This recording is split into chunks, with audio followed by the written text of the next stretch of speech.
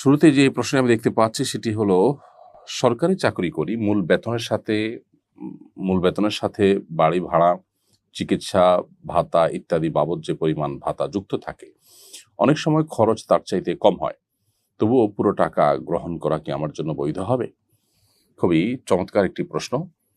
এ প্রশ্ন উত্তর হলো যে, যারা সরকারি চাকরি করছেন কিংবা বেসরকারি চাকরি করছেন, আপনাকে বেতনের সাথে যদি বাড়ি ভাড়া এবং বিভিন্ন রকমের ভাতা দেওয়া হয়, এই ভাতার বিপরীতে আপনার কাছ থেকে কোনো প্রকার ভাউচার চাওয়া হয় না।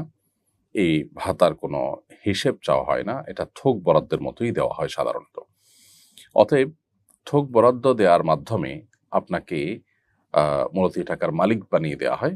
আপনি এই ভাতা গ্রহণ করার পর যদি অল্প টাকা আপনার কাজ আপনি সেরে ফেলতে পারেন, তাহলে বাকি টাকা আপনার জন্য সম্পূর্ণ হালাল হবে এবং প্রতিষ্ঠানের তরফ থেকেই এই ধরনের সম্মতি অস্পষ্টভাবে বা অঘোষিতভাবে দেয়া থাকে।